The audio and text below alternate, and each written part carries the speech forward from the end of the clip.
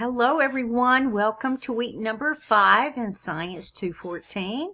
We have made it to the halfway point in the course now. We've just got a few weeks left and week 8 is a breeze, so you basically have 3 more hard weeks and then week 8 is good. This is an azalea from previous years, but the azaleas in my area in South Carolina are starting to bloom, and you'll see some other pictures from springtime too. Let's see what we've got going on. So last week we looked at trends in data and how important, first of all, data is in science because the numbers don't lie. You can manipulate numbers, yes you can, and especially statistics. And you can decide what to report, but the numbers don't lie. And so it is very important in science to present data and present it in a way that the reader gets an idea of what the data means. Usually this means that if you can put the data in the form of a graph, this is perfect, because then you can see what? Those trends in the data. Is there a positive correlation between the two variables, the independent and the dependent? Is it a negative relationship? Is there a steady relationship? So looking at trends in data explains to us what is happening with these experiments that we're looking at and with the idea that's being tested. How does the dependent variable relate to the independent variable? That's what I was explaining with a positive or a negative correlation, and that's what you're looking for. That's what we looked at last week. This is a black skimmer, isn't that cool? Anyway, examples of citizen science, because this week is about citizen science, and I mentioned this in my very first video, how important this is for regular people to get involved in science, and especially the collection of data. There are all kinds of ways that we can do this. These are just a few ways that I came up with examples of citizen science. Forensic genetic genealogy, there are all kinds of volunteers now who are willing to sift through generational information and family trees and birth records and death records and all that sort of thing to help people look back through their families. So this is an important area, especially in finding missing people or identifying missing people and solving crimes. So this is a great area of citizen science. Wildlife observation and counts. I have an example here. This is a swallowtail kite that I saw in May of last year, I think. So the kites that come through South Carolina are only here for a short period of time, and people want to know where they are and when they're moving. And so I reported this particular swallowtail kite, but it was with a group of Mississippi kites. And so I reported all of those in a particular bird count that I have in my area. NASA's always asking for volunteers. If you got a telescope, you may discover something. So NASA's asking for volunteers. I gave you in the very first week of this course the example of the discovery of Lyme disease in Connecticut by what? By 2 moms that noticed that there were so many cases of juvenile arthritis that it was abnormal how many cases there were. And so when the public health officials began to investigate this, they discovered that this was happening in the summer and early fall, and that was tick season. And ticks were carrying Borrelia burgdorferi, which is a type of bacteria that causes Lyme disease. All discovered by what? By 2 moms. Monarch butterflies are constantly being monitored throughout the United States and Mexico, etc. Here's an example right here of a monarch butterfly that I took in at the beach probably one November, because they come through our state in the fall as they're migrating, and they're just tremendous numbers of them. And so I snapped a picture of a monarch butterfly right there. River keepers, this is near me in Lake Wiley, which is about 2 miles from my house. River keepers test water quality because that has been traditionally so bad that a lot of the time people can't go swimming, especially in the summer. And river keepers help to monitor water quality so that people can continue to use the lake as a resource.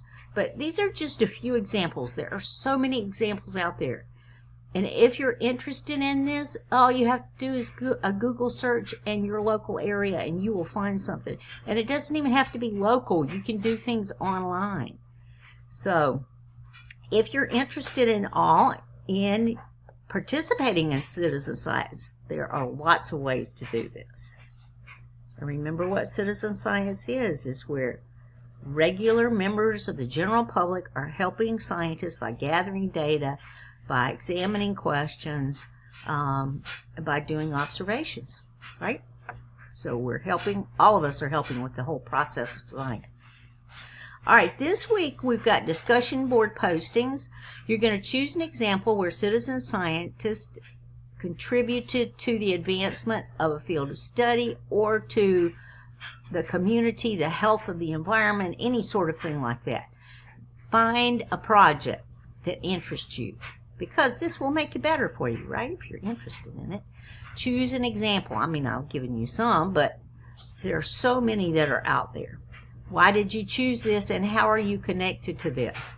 So it's my idea that you probably should choose something in the area where you live, because there are lots of examples of this. I have them all over the place in South Carolina, so I know you do too. And how have citizen scientists contributed to the amount of information, the knowledge base that we have about this particular topic? And then in your 2 response posts, remember that initial post is due by Thursday evening, and your 2 response posts due by Sunday evening. Compare your peers' example to yours, and how are they alike or are they different? Did you choose the same type of citizen scientist project or not? Were the contributions the same? Did they benefit you and your community, this particular example that your peer chose? That's going to be interesting to read about too. So those are your discussion board postings for this week. And then you've got the Module 5 project draft. So week 4, right? Yes, week 4. You turn in part 1 of your project draft. Okay? This is parts 2 and 3. Now, I didn't include all the information from the guidelines and rubric this week. I just jotted down the important headings. Make sure you use the guidelines and rubric. It's all spelled out in more language, shall we say, in that document. Information gaps. So where are the information gaps about your particular topic? If you're talking about climate change, what other information do we need? What data are we missing? What are the ethical implications of this whole issue? And there are always going to be some. What are the bias impacts? And we've talked about bias for the last few weeks, so you know what it is. How does bias impact this particular topic? How does the media bias impact your topic? We've already been discussing this. So pull what you know already and discuss this. If you're talking about climate change, there's a lot of misinformation out there, just a tremendous amount. If you're picking a topic like GMOs, genetically modified organisms, there is so much misinformation out there that the science has just been completely ignored. So, media bias. And how do we go about communicating to a diverse audience? That's a good question too, because everybody's not like us. Everybody doesn't have the same knowledge base as us. So how do we communicate effectively to a diverse audience? And then in part 3, you're going to talk about the importance of collaboration. So there's all kinds of collaboration that happens in science. You will be working in a group. If you're a scientist, you are working in a group of people. It's not you by yourself in a lab doing something. It's a group. And so you are constantly collaborating with the members of your group. And then you're going to reach out to other disciplines. You might be doing a microbiology project, and you might reach out to the agricultural department in your college because you need some specific information from them. Or you might reach out to bioinformatics so that you can get their help in analyzing some genetic information. There's always collaboration going on. There's collaboration between you and people in your same field. You could ask their advice. You can talk to them. This is particularly important at meetings, and that's why scientists go to a lot of meetings, because you can talk with people face to face and get their reactions to your work and get their feedback and get their questions that they have about your work and all that sort of thing. So you're also going to discuss the contributions of the scientific community and the ways that they collaborate and the importance of diverse perspectives. This cannot be emphasized enough. When I was in graduate school, I worked with people who were from all over the world.